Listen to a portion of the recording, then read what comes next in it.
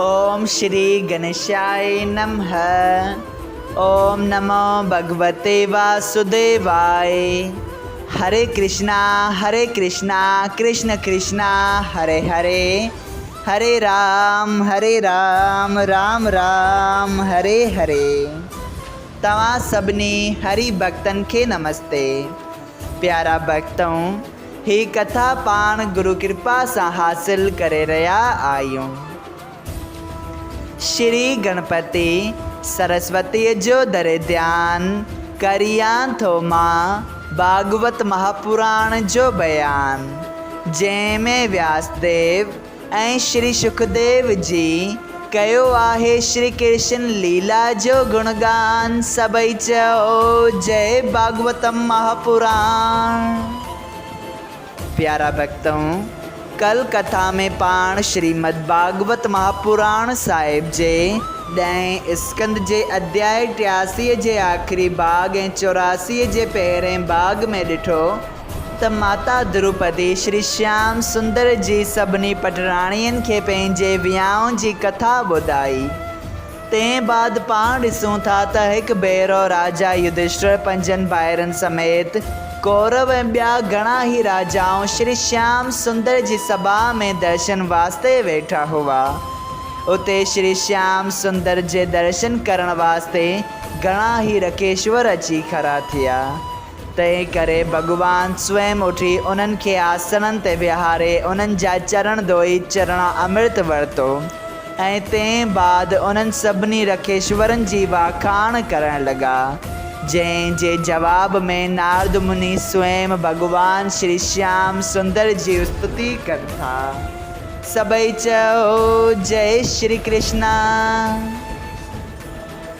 प्यारा भक्तों, अॼु पाण श्रीमद् भागवत महापुराण साहिब जे 10 स्कंद जे अध्याय 84 जो ॿियो भाग शुरू करे रहिया आहियूं। श्री सुखदेव जी स्वामी चवनि था, हे राजा, जॾहिं रखेश्वर भगवान जी स्तुति करे पंहिंजे पंहिंजे घर वञण लॻा, तॾहिं वासुदेव उन्हनि जे साम्हूं हथ जोड़े चयो, हे महाराज, का तजवीज़ अहिड़ी ॿुधायो जंहिं करे आवागमन खां छुटी, यानी करे जनम मरण जे चकर खां छुटी भवसागर पार लंघे वञिजे। इहा ॻाल्हि ॿुधी सभिनी रखेश्वरनि नारद मुनीअ जे ॾांहुं निहारियो। तॾहिं नारद मुनि खिली चयो, रखेश्वरों, वैकुंठनाथ जी माया अहिड़ी त प्रबल आहे जंहिं सारे संसार खे मोहे पंहिंजे वस कयो आहे।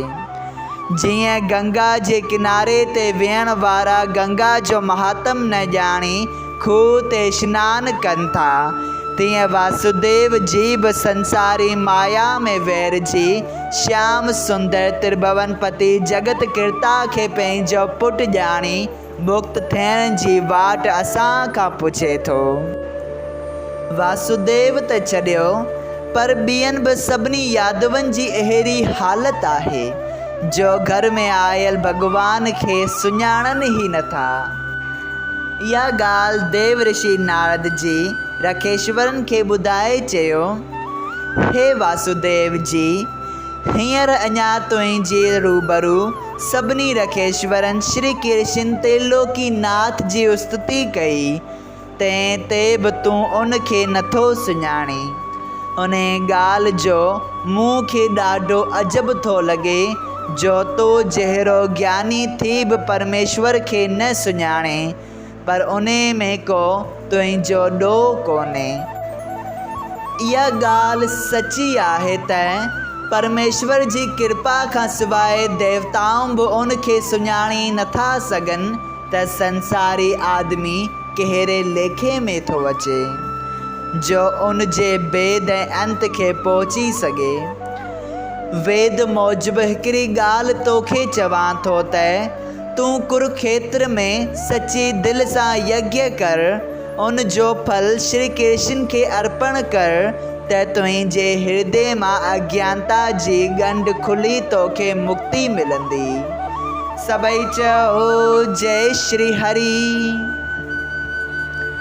नारद जी जी इहा ॻाल्हि ॿुधी वासुदेव जी नारद ऐं ॿियनि रखेश्वरनि खे हथ जोड़े चयो, हे रखेश्वरो, तव्हां दयाल थी अहिड़ो यज्ञ करायो जंहिं में मुंहिंजो मनोरथ पूरो थिए। इहो ॿुधी नारद मुनि चयो, ॾाढी सुठी ॻाल्हि आहे, तूं तयारी कर, असां तोखे स्वयं यज्ञ कराईंदासूं। इहा ॻाल्हि ॿुधी वासुदेव जी सभु सामान घुरायो। जो आस्थान कुरुक्षेत्र में तमामु पवित्र हो, उते यज्ञ जी तयारी कई। जॾहिं यज्ञ जी शाला में सभई रखेश्वर ऐं यदुवंशी ऐं राजाऊं अची गॾु थिया, तॾहिं वासुदेव जी चङे साथ में ब्रह्मचर्य सां मृगशाला पहिरे देवकीअ समेत अरिड़हं राणियुनि सां यज्ञ करण जे वास्ते अची वेठो। उन वक़्तु केतिरा राजाऊं ऐं यदुवंशी पंहिंजनि पंहिंजनि स्त्रियुनि समेत ॾाढे प्रेम सां यज्ञ जी टहल करण लॻा। जॾहिं वासुदेव जी नारद मुनि ऐं ॿियनि रखेश्वरनि खे वरन ॾेई अग्नि कुंड में आहुति विझणु शुरू कई, तॾहिं श्री कृष्ण महाराज जी इच्छा सां देवता अग्नि कुंड मां ज़ाहिर थी पंहिंजो पंहिंजो हिसो वठण लॻा। सभई चयो, जय श्री कृष्णा। प्यारा भक्तों, उन वक़्तु उर्वशी ऐं ॿियनि अप्सराइनि उते अची पंहिंजो पंहिंजो नाच ॾेखारियो ऐं गंधर्वनि गानो ॿुधायो, नगारा वॼाए आकाश मां फल फूल वसाया ऐं सभई नंढा वॾा जे उते हुआ उन्हनि ॻाए वॼाए मंगलाचार कयो। प्यारा भक्तों, एतिरी कथा ॿुधाए श्री सुखदेव जी चयो, हे राजा परीक्षित, उन वक़्तु जेको आनंद उते थियो हो सो मूंखां वर्णन थी नथो सघे।